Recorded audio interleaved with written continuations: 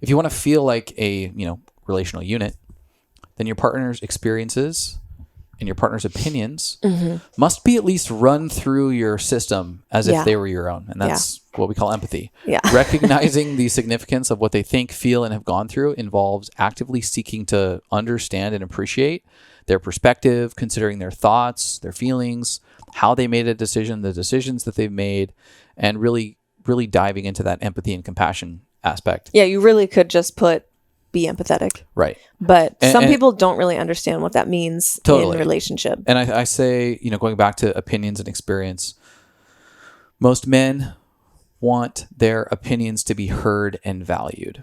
Most women want their experiences to be validated and understood and to be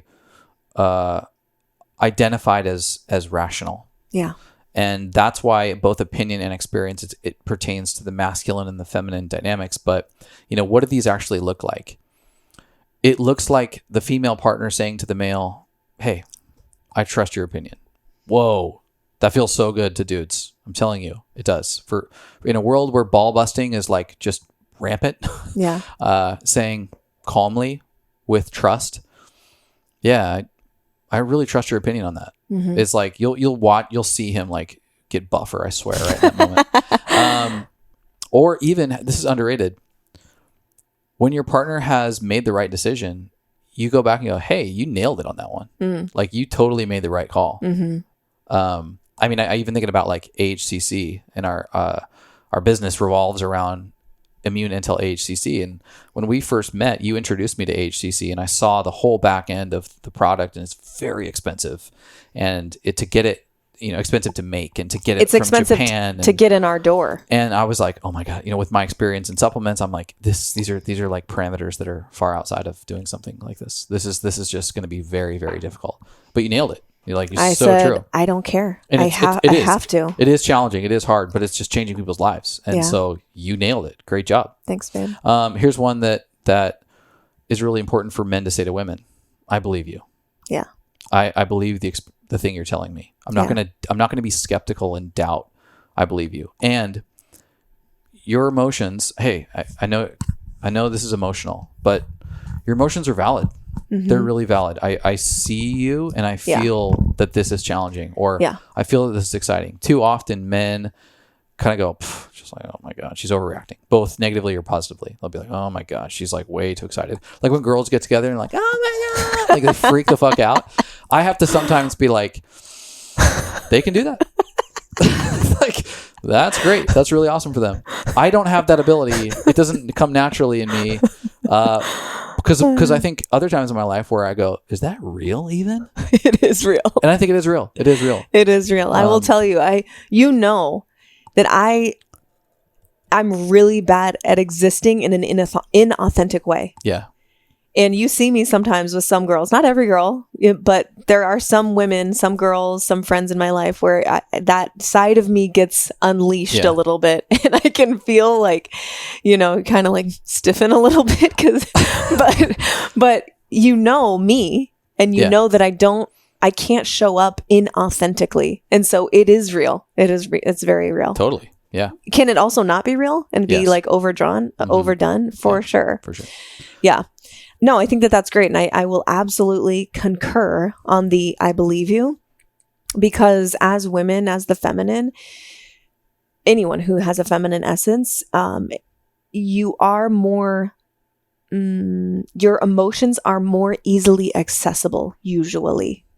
And so they can bubble up sometimes in a way that feels silly or irrational. Like I know that sometimes that I'm being irrational, and it hurts to like keep it inside still. And so I've gotten to the place where now I can share it with you, and I can even say like, I feel silly saying this, but this is what's going on in my body. Yeah. Or this is what my experience is. So to have the masculine representative, as Ben Goreski would say, to have the masculine representative, not intensify that feeling that's already there for me. I already feel silly and irrational sometimes. I don't need you to dig in and say like, so to have somebody validate and see your experience as like totally real and authentic is like, okay, I can just like be myself and I don't have to worry about keeping up an image that's not real for me. Yeah, same for men.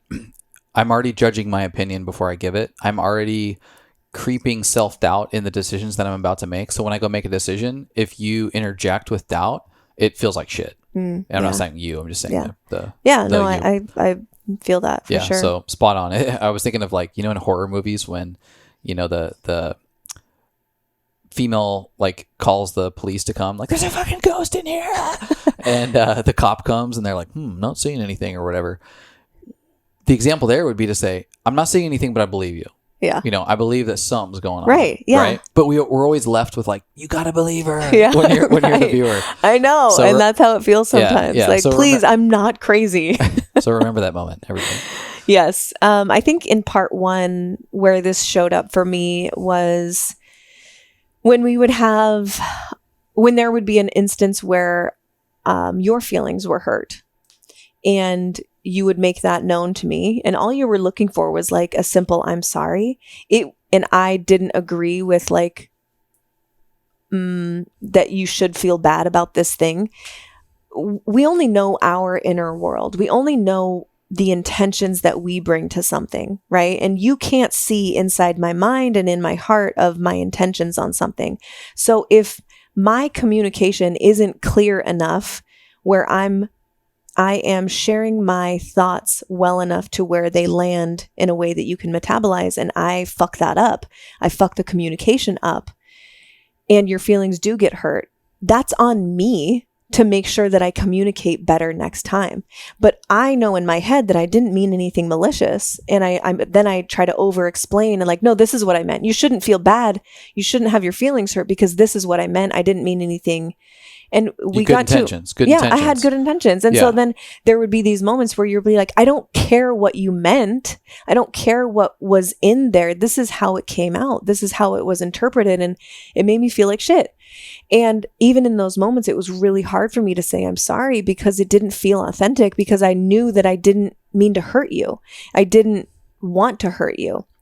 And it was really difficult for me to recognize your experience as valid when I knew in my head that my intentions were good. Yeah, I think that is a generational cultural challenge for many, is that, well, my intentions were not bad, so I don't feel bad about it. Mm-hmm.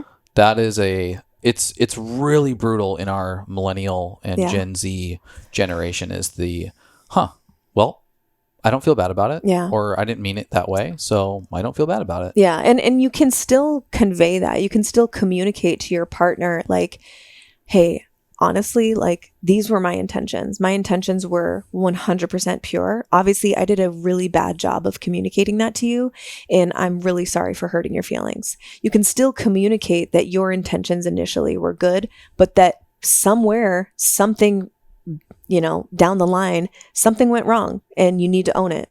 And I feel like I do a much better job of that in part two. Hopefully you can back me up on that.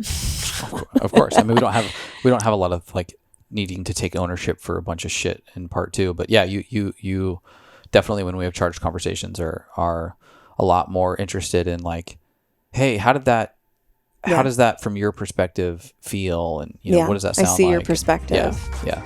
Thank you so much for listening. If you enjoyed that, check out right over here for some more fun clips. Oh, and you're going to want to subscribe. Bye.